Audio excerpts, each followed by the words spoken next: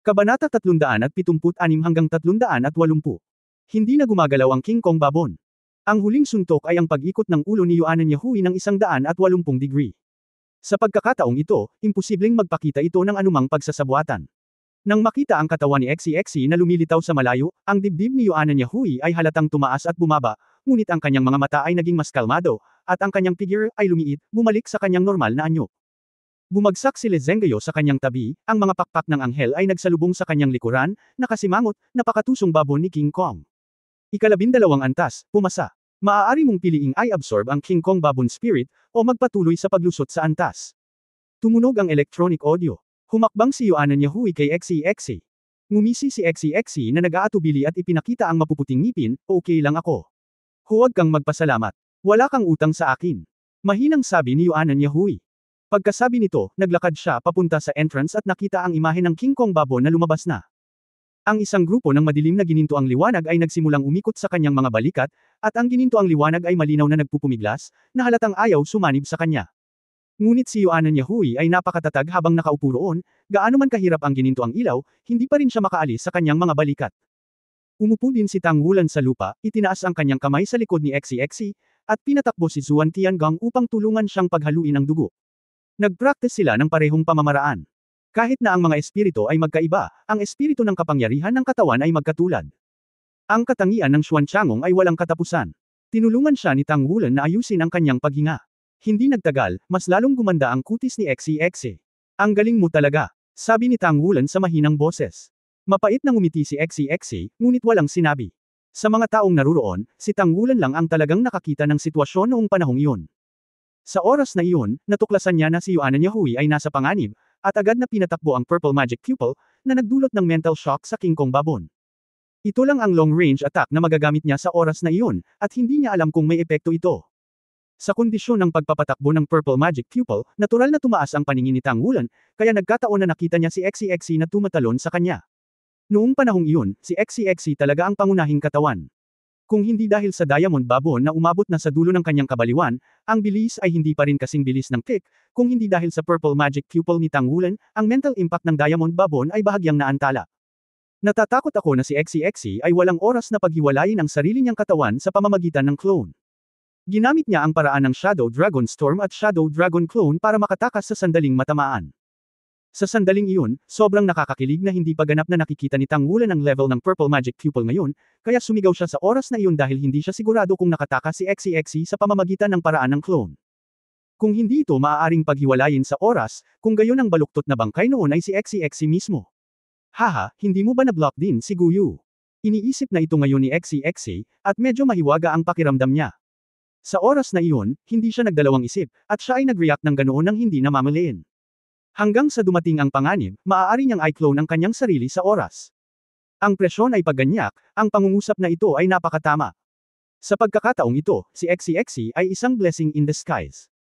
Isinama niya ang kanyang pangalawa at pangatlong kakayahan sa espiritu sa isa, na iniligtas ang kanyang buhay sa isang kritikal na sandali. Tumakbo si Shu Lizzy at nag-abot ng ilang malalaking bon. Sa pagkakataong ito kahit si XCXC ay kinain ito ng napakabango. Halos wala na siyang makakain. Masyadong delikado. Ito ay totoo lang.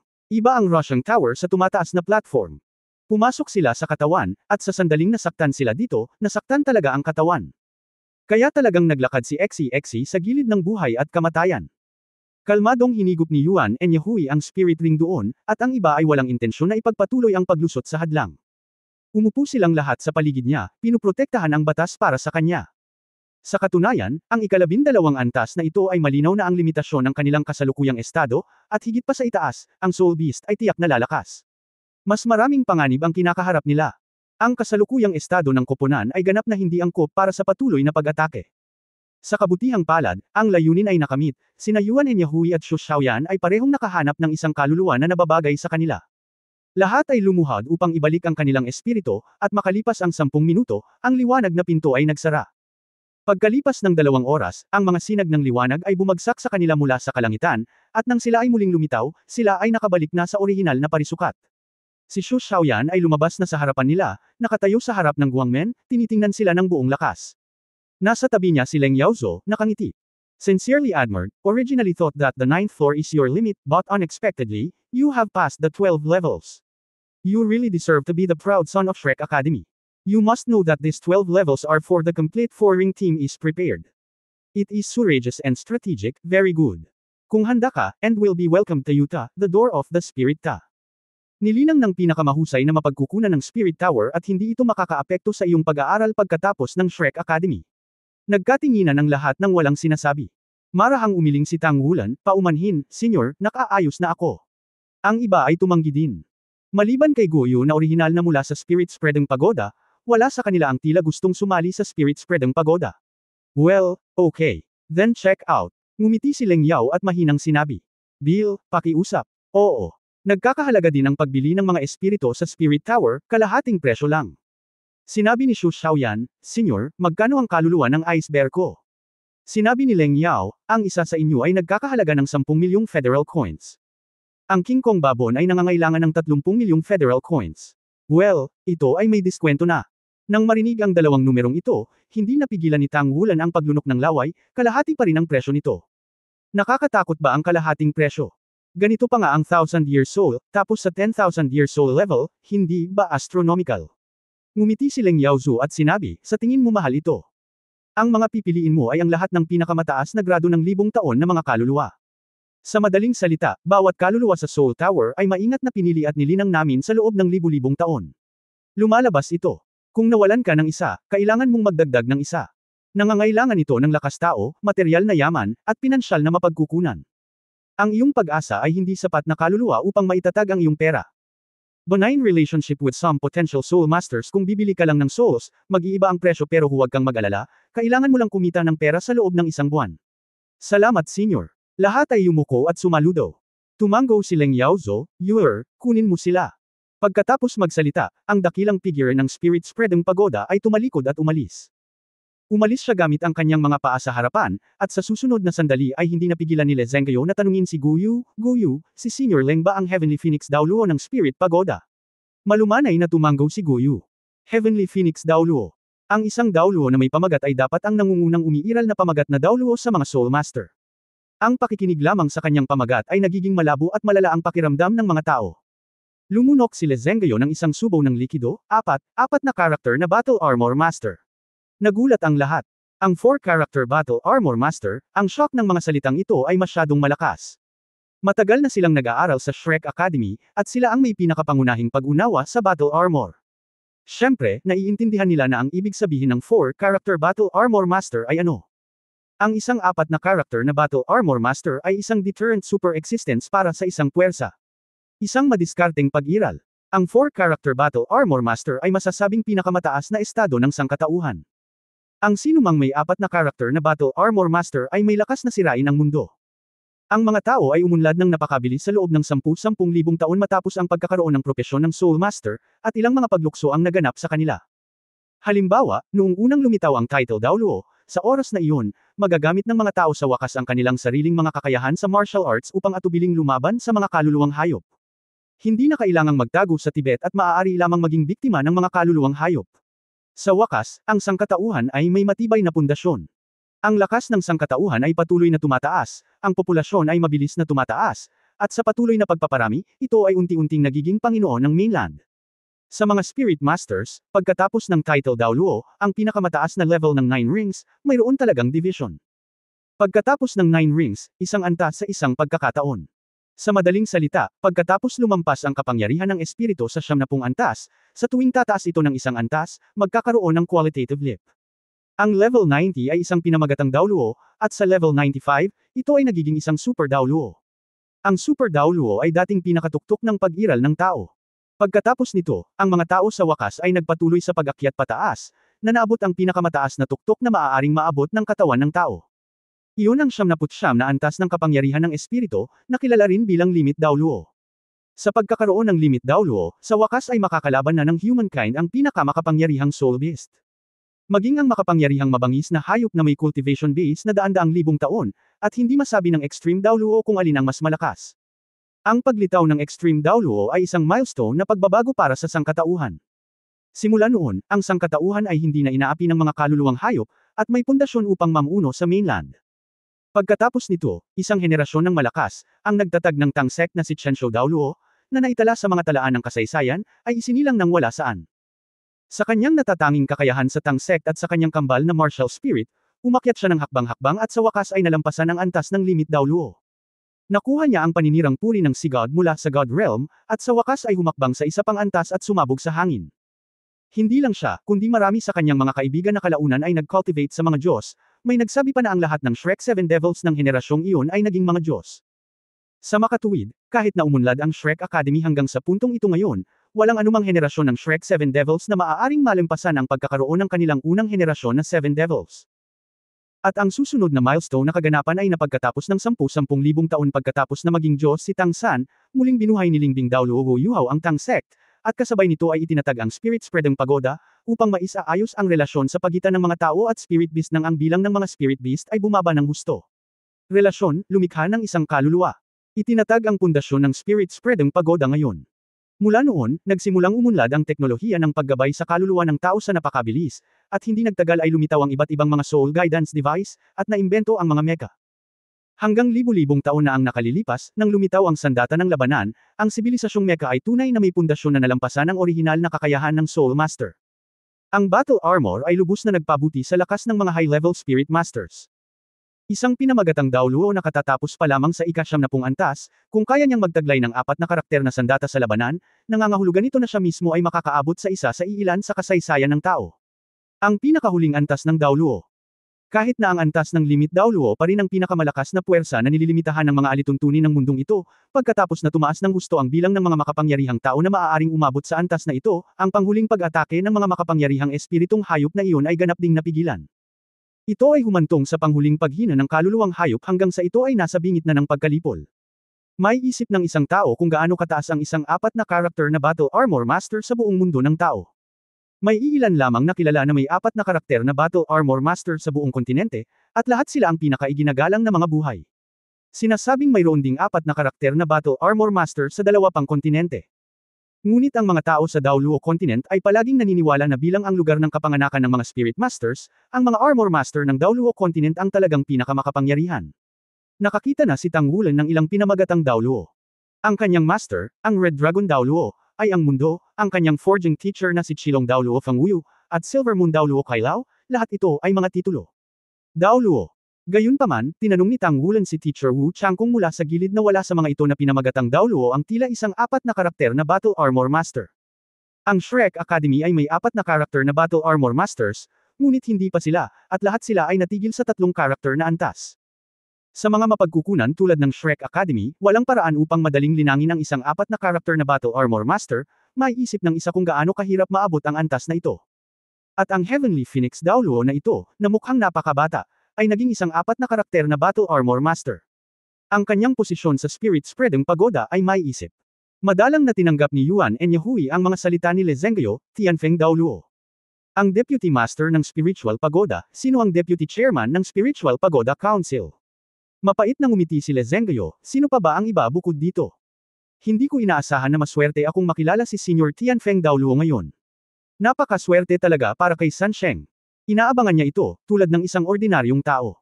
Star Chaser. Tumingin si Tang Wulan kay Gu Yu, na mapaglarong ngumiti sa kanya. Fair na. Binati ni Tang Wulan ang lahat. Pagkatapos ng lahat, sa oras na ito ang mga bagay ay nakumpleto. Tungkol naman sa pera na pambili ng mga kaluluwa, kinailangan ni na Xu Xiaoyan at Yuanan Yahui na mag-isip ng sarili nilang mga solusyon. Ginawa niya ang lahat ng kanyang makakaya. Tang Wulan. Sa sandaling ito, pinigilan siya ni Yuanan Yahui mula sa likuran. Bahagyang ngumiti si Tang Wulan, hindi salamat, lahat ay work student, at okay lang na tumulong sa isa't isa. Bahagyang sinabi ni Yuan Yahui, ayaw kong magpasalamat sa iyo, gusto ko lang sabihin, may utang ka sa akin na 20,000 na kontribusyon na puntos at ibalik ito sa akin sa lalong madaling panahon. Gusto kong isama ang pera para bayaran. Ang ekspresyon sa mukha ni Tang Wulan ay biglang tumigas. Si Guyu at Xu Xiaoyan sa tabi nila ay hindi napigil ang matawa. Ngumisi si Tang Wulan, 20,000 kontribusyon na puntos, 20,000 iyon. Hindi ko na ulit uutangin ang kamay ko sa susunod, lalo pa. 20,000 puntos ng kontribusyon. Sobrang distressed. Bumalik sa akademya, pumunta si Tang Wulan sa kanyang forging room sa lalong madaling panahon. Laging masama sa pakiramdam ang umutang, kaya't magsumikap tayong mabayaran ang pera. Magsisimula na sana siyang magpanday nang kumatok siya sa pinto. Binuksan ni Tang Wulan ang pinto at nakitang si Le Zhengguo ang dumating. Bakit ka nandito? Supervisor. Nga pala, gusto mo talagang ayusin ang pera ng Yuyin. Nakita mo na rin. Hinihimok ni Yuanan Yahui ang account. Tangulan walang magawa, Ziyang Lezenggayo sabi. Ngumiti si Lezenggayo at sinabing, nandito ako para dito, at wala akong anumang kontribusyon na puntos. May ilan ang federal na pera.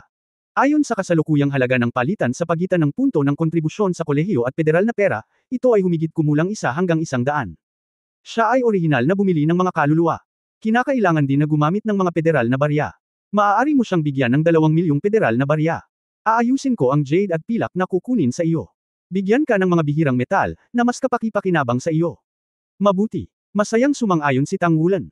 Habang umaagos ang tinatawag na manipis na tubig, para sa panday, syempre, mas mahalaga ang mga bihirang metal, at gagawa siya ng mga sandata ng labanan sa hinaharap. Ito ay mas mabuti kaysa sa direktang bigyan siya ng pera.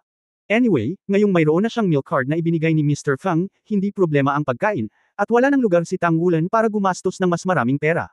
Syempre, hindi ito pansamantala. Kasama si Lezenggayo, isang malaking customer, hindi siya natatakot na hindi niya mahanap ang mga espiritual na bagay na kailangan niya sa hinaharap, kaya gagamit siya ng forging bilang kapalit nito. Kamakailan lang ay nagsasanay na siyang magpanday ng mga espiritual na halwang metal, na nagpapanday lang ng jade at pilak. Ang libu-libong trick ay hindi kasing husay ng isang trick. Una, pataasin ang rate ng tagumpay ng ganitong uri ng pag-forging ng espiritual na halwang metal, at pagkatapos ay hindi pa huli upang matuto ng iba pang mga bagay. Sa kasalukuyan, ang forging power ng kanyang spiritual alloy ay halos 30%. Ibig sabihin, ang 10 beses na pagpapanday ay maaaring makagawa ng 3 espiritual na halwang metal. Ang natitira ay scrap. Sa 3 matagumpay na pagtatangka na ito, sa pangkalahatan, ang antas ng pagsasanib ay lalampas sa 60%.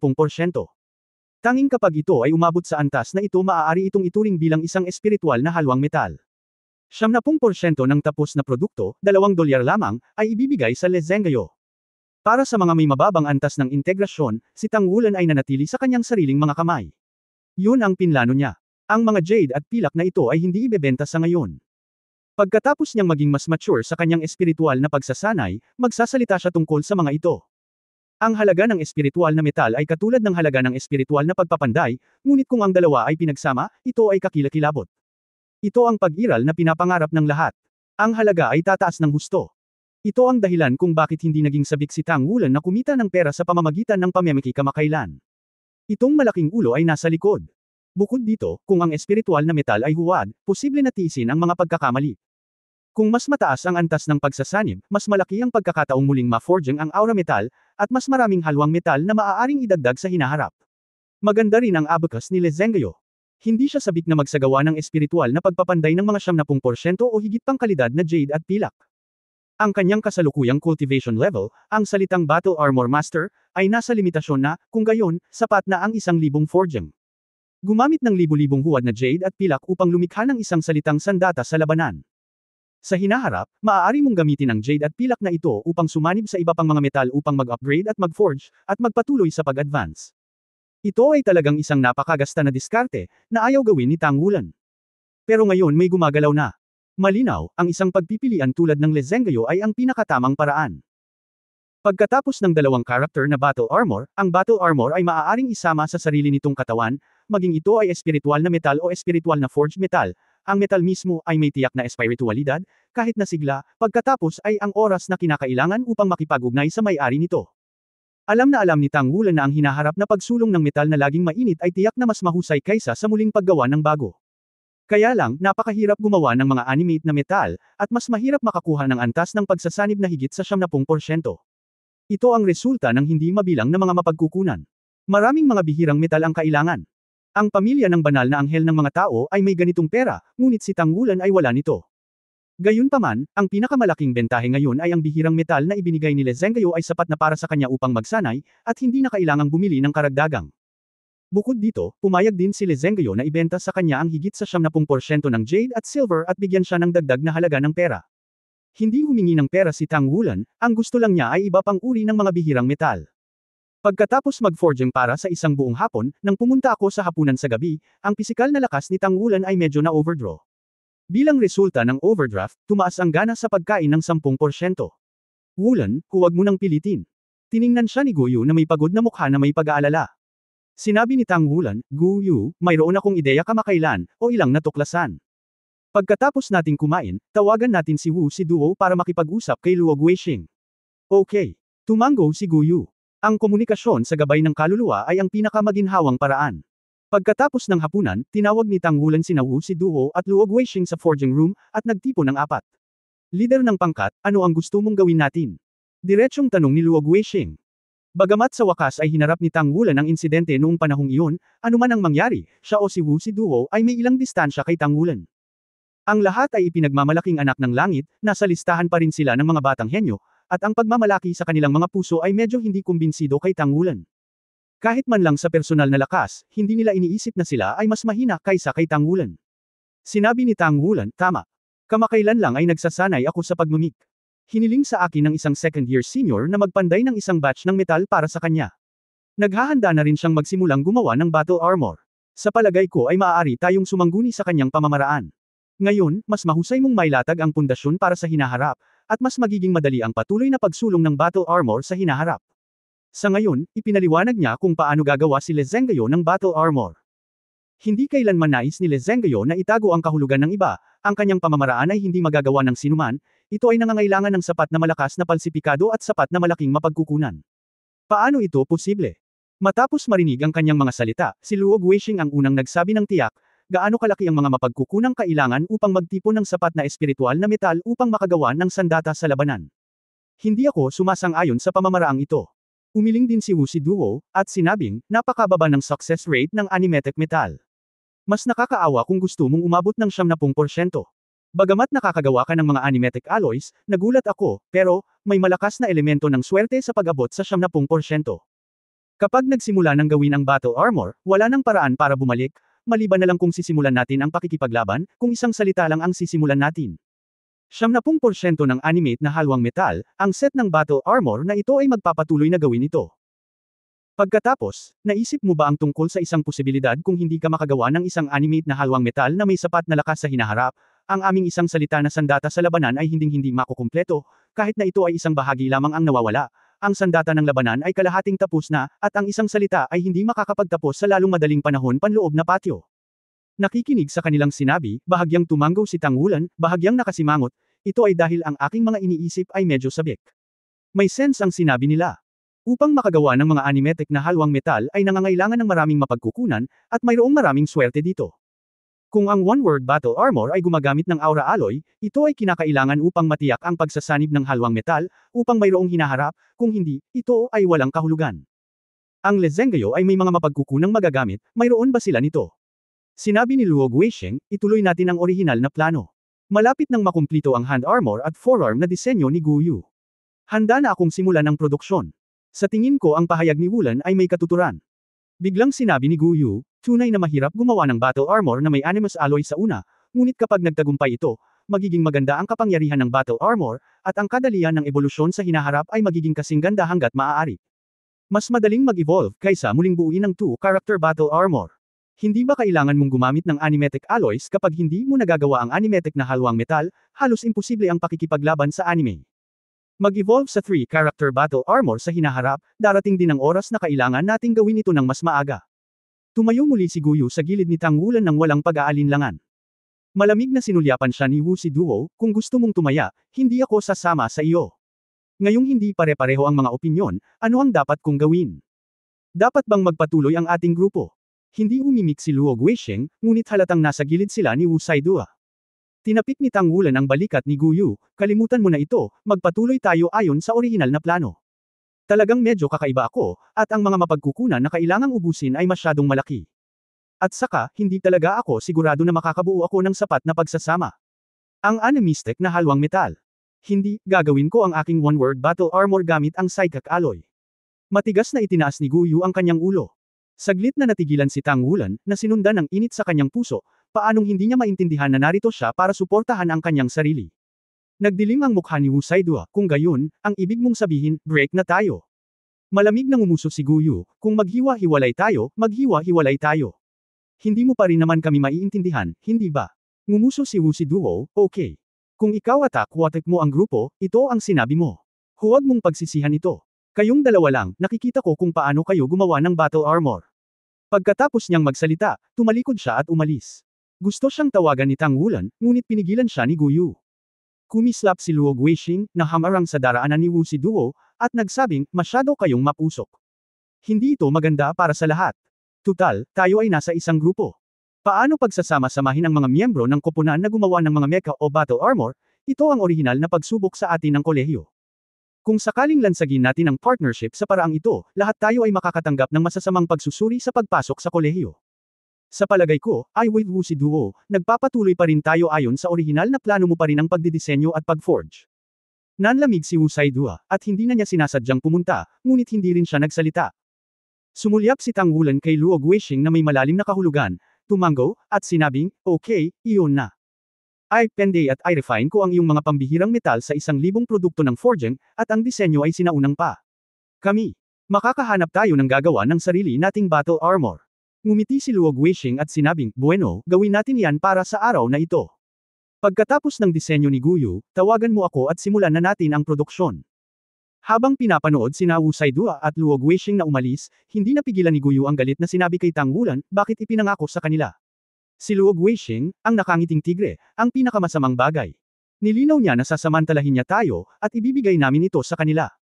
Pagpapanday at pagdidisenyo, ngunit hindi nila ginagawa at kumpunihin ito para sa atin. Sinasamantala lang. Walang pakialam na ngumiti si Tang Wulan, hindi ako nakikipagtalo na hindi ibig sabihin na hindi ko naiintindihan, tatagal pa ito. Libo-libong mga produkto ng pagsasanay ay isang madaling gawain para sa akin. Tinutulungan mo sila sa pagdidisenyo, at isa rin itong ehersisyo para sa sarili ko. Tama si Luo Guixing, kami sa isang grupo, lahat ay may magkasalungat na ideya, at subukang huwag ipakita ito sa mga miyembro ng klase. At kung iisipin pa rin natin ito. Humph! Malamig na bamantong hininga si Gu Yu, medyo galit pa rin. Ngumiti si Tang Wulan at nagsabi, sa tingin nila ay hindi ko ito magagawa, kaya gusto ko lang ipakita sa kanila. Gu Yu, ang iyong one-word battle armor ay pangunahing gawa sa magic silver, ngunit hindi ito maaaring ihalo sa mabigat na pilak, na hindi angkop para dito. Ikaw, iminumungkahi ko na magdagdag ka ng pinong ginto. Tutulungan kita na halmahin ang espiritual na ginto ng espiritual na halwang metal. Kabilang sa mga halwang metal na binubuo ng pinaka-spiritual na elemento ay ang pinakamahuhusay na elemento ng espiritual, at ang pinaka-aktibong ginto ay binubuo ng dalawang natural na elemento. Okay, makinig ka. Walang pag-aalinlangan na sinabi ni Gu Yu, paano ka? Ano ang sarili mong mga plano? Sinabi ni Tang Wulan, sa aking kaso, pipiliin ko pa rin si Shen Yin. Ang isa ay dahil pamilyar ako kay Shen Yin. Sa kabilang banda, si Shen Yin mismo ay may mataas na densidad at malakas na tolerance. Ito ang pinakaangkop bilang orihinal na metal. Nasa Shen Yin Ji ako.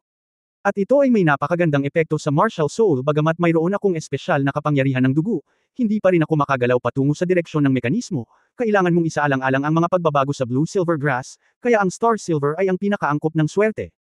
Iyon lang. Mayroon kang Shen Yin at Demon Silver, ako na ang bahala sa Heavenly Star, Iron at Fine Gold. Walang pag-aalinlangan na sinabi ni Gu Yu. Ikaw. Napatingin si Tang Wulan sa kanya nang may pagtataka. Ang halaga ng Tianxing Iron at Fine Gold ay mas mataas kaysa sa Immersion Silver at Demon Silver. Ang dahilan kung bakit niya ginawa ang desisyong ito ay dahil magpapatuloy siya sa pagkakaroon ng Immersion Silver at Magic Silver na ibibigay ni Zhengguo upang makatipid ng mga gastos hanggat maaari. Hindi kailanman sinabi ni Gu Yu ang tungkol sa background ng kanyang pamilya. Simple lang ang buhay niya noon pa man at kahit kailan ay hindi siya gumagasta. Pakiramdam niya ay pareho siya ng pinanggalingan. Saan ka kukuha ng napakaraming pera? May hinalang tanong ni Tang Wulan. Sinabi ni Gu Yu, hindi mo kailangang mag-alala tungkol dito, kailangan mo lang itong i-forge. Mayroon akong sariling pamamaraan. May mga bihirang metal sa pagoda kung saan tayo dumadaan. Ako ay isang direktang disipulo ng Deputy Pagoda Master. Sinabi ni Tang Wulan, huwag mong pilitin. Maaari tayong magtrabaho ng sama-sama. Kung hindi ito gagana, magbebenta ako ng ilang psychic alloys para sa mga bihirang metal. Napakataas pa rin ang presyo sa merkado ng mga psychic alloys. Hindi, kaya ko. Walang pag-aalinlangan na sinabi ni Gu Yu. Bahagyang gumalaw si Tang Wulan sa kanyang puso at sinabing, pagkatapos ng bagay na ito, sabihin natin kina Xiaoyan at Xi, lahat sila ay gumagawa ng mga mecha sa ibang grupo, kaya hayaan silang mag-ehersisyo muna at maghintay hanggang ang kanilang antas ng produksyon ay tumaas. Tinutulungan din natin silang gawin itong one-word battle armor. Mag-ipon muna ng karanasan. Oo, kung gayon mauna na ako. Pagpapanday ng battle armor na may aura alloy, malaki ang pagbabago sa plano ng disenyo. Hindi na angkop ang orihinal na core magic circle. Kailangan kong bumalik at pag-isipan ito. Ang sinabi ni Wu Siduo at Luo Guixing kanina ay hindi makatwiran. Bilang karagdagan sa katotohanan na hindi garantisado ang high integration na psychic alloy ng Tangwulan, nahihirapan din sila sa paggawa ng battle armor ng psychic alloy. Ito ang dahilan kung bakit sa wakas ay pumayag si Tangwulan na huwag gawin ang mga ito. Kung hindi mo sila kailangan para gumawa ng battle armor, hahanap ka ng iba, pero sino ang gusto mong hanapin? Kung may pag-aalinlangan sa kanyang puso sa orihinal, kung gayon ang mga salita ni Wu Saidua at Luo Guixing ang nagpasya sa kanya. Lahat ay may kayabangan, at gayon din si Tangwulan. Naniniwala siya sa kanyang sarili, at sakupin ng tao ang langit. Sa simula, nang si Juan ay blue-silver grass lamang, at ang kanyang kaluluwa ay isang depektong maliit na gininto ang liwanag, pinilit niyang lumapit. Step by step hanggang ngayon, naging monitor siya ng isang klase sa Shrek Academy, at naging genyo din si Xiao Jinwang. Ano ang kahirapan sa iyong harapan? Ang pagtagumpayan sa mga paghihirap ay isang uri ng pag-unlad sa sarili nito. Malamig ang simoy ng hangin sa gabi, at naglakad-lakad si Guo Yu palabas ng Shrek Academy. Siya ay maituturing na estudyante na madalas umalis sa kolehiyo, at halos araw-araw ay lalabas siya, alinman sa Spirit Spreading Pagoda o para gawin ang sarili niyang bagay. Hindi kalayuan sa Shrek Academy, isang madilim at maliwanag na malaking shell na soul-guided na kotse ang dahan-daang yumandar at huminto sa tabi niya. Isang matangkad na lalaki ang lumabas sa driver's seat at pinagbuksan siya ng pinto. Kung narito si Tangwulan, tiyak na mamamangha siya, ito ang pinakamarangyang sasakyan na ginagabayan ng kaluluwa na nakita niya. Pumasok si Guyu sa kotse. Ang loob ng sasakyan ay halos natatakpan ng brown-red leather at light-colored solid wood. Ang mga dekora sayon ay pawang mga mamahaling bihirang metal at hiyas. Umupo si Guyu sa likurang upuan at sinabi sa malalim na boses, ihanda mo ako ng isang batch ng pinong ginto at star iron. 10 tonelada ng bawat isa ay kakailanganin. Oo, miss. Magalang na sabi ng driver nang bumalik sa driving seat. Tara, pumunta sa Spirit Pagoda. Sabi ni Guyu. Oo. Ang itim na big shell soul-guided na kotse ay dahan-daang nagmaneho papunta sa pangunahing kalsada, patuloy na bumilis, at mabilis na umabot sa isang mataas na bilis. Ngunit ang sasakyan ay napakatahimik, walang anumang ingay. Sumandal si Guyu sa komportableng leather sofa. Ang malambot at pinong katad ay puno ng texture. Itinuon niya ang kanyang mga mata sa abalang trapiko sa labas ng bintana ng sasakyan. Pagtingin sa labas ng mundo, unti-unting nanlabo ang kanyang mga mata. Hindi ko alam kung gaano katagal, dahan-daang huminto ang kotse sa harap ng punong tanggapan ng Chuanling Tower, bumaba ang driver sa kotse, pinagbuksan siya ng pinto, pinrotektahan ang ulo niya gamit ang isang kamay, at pinababa siya sa kotse. Naglakad si Guyu patungo sa punong tanggapan ng Spirit Transmission Tower, tahimik na sumakay sa kotse ang driver, pinamaneho ang marangyang sasakyang ginagabayan ng kaluluwa sa kadiliman sa isang tabi. Direktang sumakay ng elevator si Guyu papunta sa opisina ni Leng Yaozo. Dito. Nakangiting tumingin sa kanya si Leng Yaozo, tumawag lang ang nanay mo at tinanong ako tungkol sa sitwasyon mo ngayon. Hindi talaga siya nag-aalala sa iyo. Ngumiti si Guyu, ano ang hindi mo maaaring ipag-alala? Sa iyo, sino pa ang makakasakit sa akin? Nakangiting tumingin sa kanya si Leng Yaozo, at sinabing, Yiyo, natuklasan ko ang ilan sa iyong mga sikreto. Ano ang sikreto? Curious na tanong ni Guyu. Nakangiting sabi ni Leng Yao, ang tingin sa kanyang mga mata. Yung tingin sa mata mo. Nagulat si Guyu. Sinabi ni Leng Yao, nakikita mo na ang mga mata ni Tangwulan ay medyo mali. Hindi. Mataray na sabi ni Guyu. Sinabi ni Leng Yao, tinuri ko ang mga file ni Tangwulan. Noong una, ang batang ito ay nakakuha lamang ng isang may sira na kaluluwang espiritu mula sa ating espiritong pagoda, ngunit nakapasok siya sa Shrek Academy. Talagang hindi ka panipaniwala. Nagbago ang mukha ni Guyu, inimbestigahan mo ba siya? Ngumiti si Leng Yaozu at sinabing, paanong hindi natin maimbestigahan ang mga taong binibigyang pansin ng ating munting prinsesa? Ngunit makatitiyak ka na hindi tayo makikialam sa kanyang buhay. Kahit na gusto mo siya, hindi mahalaga. Maaari kang makapasok sa Shrek Academy. Siya ay napatunayan ang kanyang sarili. Ang iyong pamilya ay palaging naliwanagan, at hindi magkakaroon ng ganoong uri ng Mandarin. Are not 14 years old now, you are too young. Kahit na gusto mong makipag-boyfriend, kailangan mong maghintay hanggang sa matanda ka ng ilang taon. Bahagyang namula ang mukha ni Guyu Qiao, medyo napahiya, hindi, mangyaring huwag magsalita ng walang kaparikan, guro. Magkaklase lang tayo. Well, okay. Classmates should be classmates. You can think so. Itong Tangwulan na ito ay medyo mahirap. Bagamat ang lakas niya ay iyon lang, pero hindi mahina ang potential niya. Tiningnan ko siya ng mabuti at ang Devil Dragon sa laban ng iyon, ang aura na lumalabas sa kanyang katawan ay perpektong napigilan ng Dragon ng Devil's Lizard sa isang suntok. Kung hindi, siguradong hindi ka makakapasa sa susunod na antas. Dragon sa kanyang katawan. Bagamat hindi ko alam kung ano ito, dapat itong maging bias sa uri ng kapangyarihan. Kumunot ang noo ni Guyu, hindi ko alam. Medyo espesyal ang sitwasyon niya. Bagamat nakakapagdulot ito ng gininto ang halo kapag nagpapasigla ng dugo, sigurado akong hindi ito isang singsing ng espiritu. Iba talaga ang aura. Mapapakilos niya ang ganitong uri ng kapangyarihan ng walang kaunting kapangyarihan ng kaluluwa. Well, tingnan natin muli. Sayang lang at lahat sila ay naabsorb ng Tang Sect. Kung hindi, tiyak na dadalhin ko sila sa Spirit Spreading Pagoda. Hindi madali ang ibang maliliit na lalaki, kahit na ang kanilang mga talento at ikaw ay may isang gap pa rin kung ikukumpara, ngunit lahat sila ay maaaring ituring na mga paborito ng langit. Ang pangkalahatang kalidad ng grupong ito ng mga mag-aaral ng Shrek Academy ay talagang napakaganda. Magsimula na tayo, sabi ni Guyu kay Leng Yaozo. Oo. Itinaas ni Leng Yaozo ang kanyang kamay na may mahinang alon, at tahimik na bumukas ang isang metal na pinto sa tabi nito.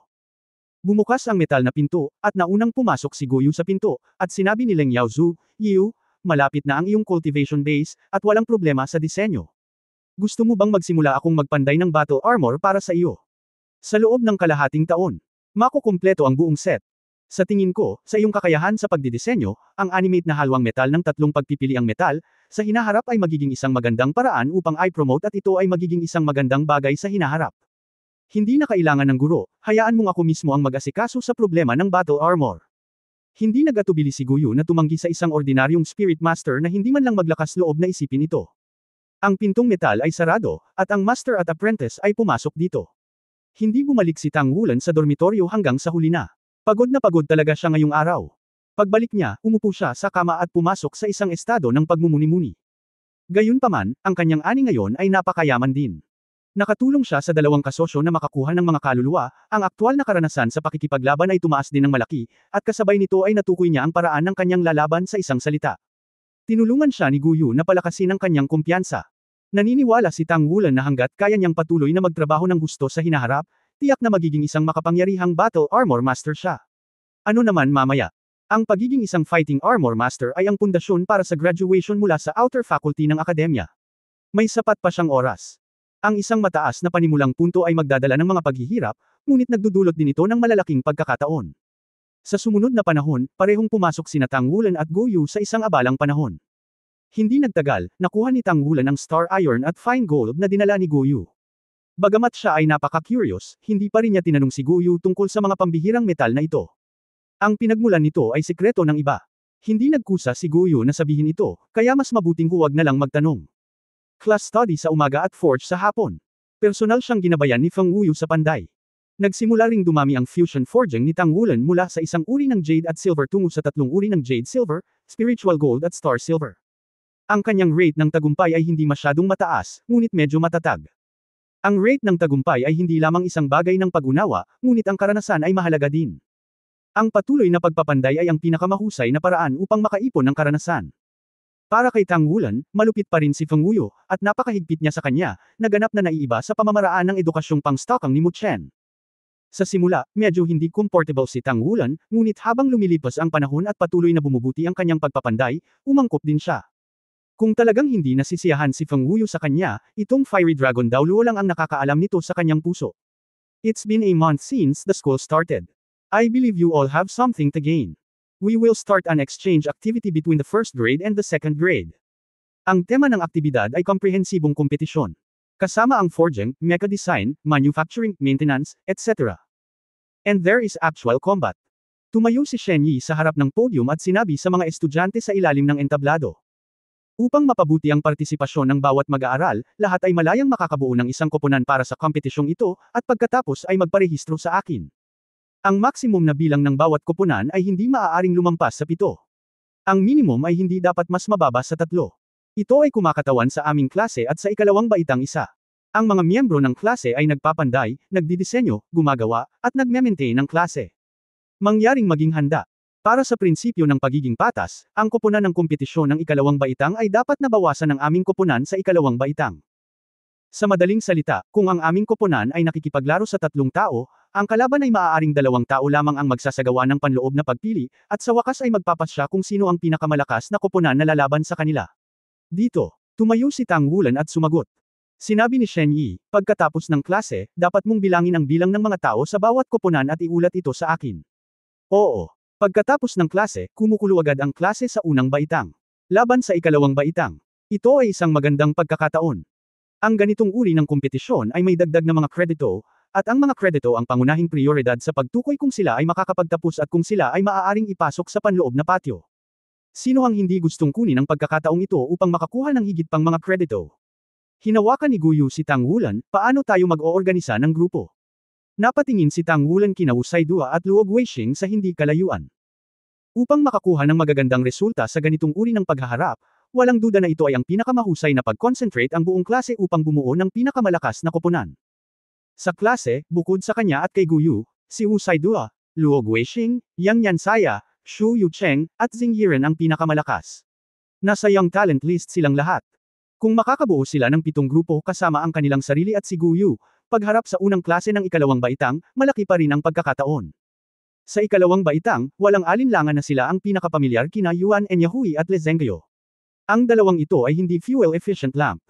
Ang instant explosive power ni Le Zhengguo ay nahayag na sa huling pagkakataon na sumugod sila sa tore, at si Yuan Enyahui, na nakakuha ng pangalawang espiritu, ay mas kapansin-pansin. Tiyak na maaabot ng kapangyarihan ni, ang isang lubhang nakakatakot na antas. Paano sila magkakaroon ng kaunting kumpiyansa sa harap ng ganitong kalaban? Nang walang pag-concentrate sa lahat ng pinakamalakas na puwersa, kahit na ang kalaban ay isang mas kaunting tao, napakahirap para sa kanila na talunin ang kalaban. Tumayo roon si Wu Saidua at may sinabi sa isang kaklase sa tabi niya. Si Luog Weisheng ay nasa tabi niya, si Yang Yansaya ay nakatayo sa tabi ni Luog Weisheng, at lahat sila ay nagbubulungan. Tingnan mo sila, wala ka bang balak na bumuo ng grupo sa atin? Ngumisi si Guyu.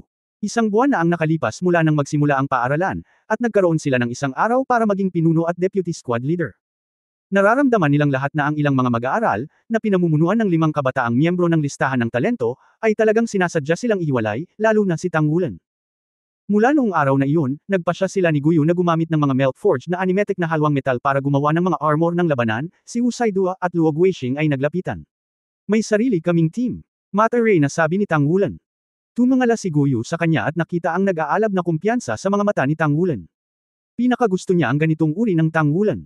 Sa tuwing nahaharap siya sa mga paghihirap, lilito ang gayong mga mata. Sa oras na ito, maaari niyang laging harapin ang mga paghihirap. Manalo man siya o mabaigo, ang kanyang paniniwala ay hindi kailanman natitinag. Sa mismong paghahangad na ito ay maaari siyang maglakad ng hakbang-hakbang patungo sa kung saan siya ngayon, unti-unting naging malakas na may asol na Silvergrass Soul Master. Exi, Xiaoyan, 4 na lang tayo. Sinabi ni Tang Wulan kina Exi at Shu Xiaoyan. Mula sa pananaw ng pangkalahatang lakas, ang kanilang kombinasyon ay tiyak na hindi masyadong malakas, ngunit hindi bababa sa mayroon silang isang tacit na pag-unawa. Sa pagkakaroon ng maraming taon na magkasama, lahat ay nagtutulungan ng napakatagal, at ang aktwal na karanasan sa labanan at ang tacit na antas ng pakikipagtulungan ay napakalakas. Ito ay hindi na ang individual na lakas ay malakas at ang koponan ay nakasalalay na maging malakas. Napakahalaga ng tacit na pag-unawa at pagtutulungan. Nang makita ni Tang Wulan na si Wu Siduo at ang iba ay ayaw pangalagaan ang kanilang mga sarili, alam niyang hindi nila planong bumuo ng isang team kasama nila. Sa pagkakataong iyon, bubuo kami ng isang koponan ng mag-isa at gagamitin ang aming sariling lakas upang manalo mula sa klase. Tumayo at lumahok sa paghaharap sa ikalawang klase. Sa sandaling ito, bumalik muli si Shen Yi, na college lang. Bukod dito, hindi siya nag-iisa, at 2 iba pa ang pumasok sa silid-aralan kasama niya. Nang makita ang 2 taong ito, hindi mapigilan ni Tang Wulan na matigilan, at maya-maya, isang ngiti ang kumaway mula sa mga sulok ng kanyang bibig. Lahat, tumahimik. Sabi ni Shen Yi sa malalim na boses. Mabilis na tumahimik ang klase, at ang mga mata ng lahat ay nakatuon kay Shen Yi. Sasali ang klase natin sa 2 bagong transfer student. Hayaan mong ipakilala ko sila sa lahat. Ito ay si Ye Xinglan, isang spirit warrior ng uri ng pag-atake, at ang isa ay si Shu Lizi, isang soul master ng uri ng pagkain. Welcome sa lahat. May kaunting palakpakan, at malinaw na narinig ni Tang Wulan. Hindi nasisiyahang bamulong ang isang tao sa likod niya, kailan pa naging maluwag ang Shrek Academy, at may mga transfer student pa na pwedeng sumali. Nakakamangha talaga. Ano? Ye Xinglan at Shu Lizi? Oo, sila nga. Si Ye Xinglan, na malubhang napinsala si Tang Wulan sa laro, at si Shu Lizi, na naging kasosyo sa pakikipaglaban kamakailan lamang. Ang ngiti ni Tang Wulan ay dahil kay Shu Lizi. Kasama niya. End of this chapters. For more videos, please like, share and subscribe.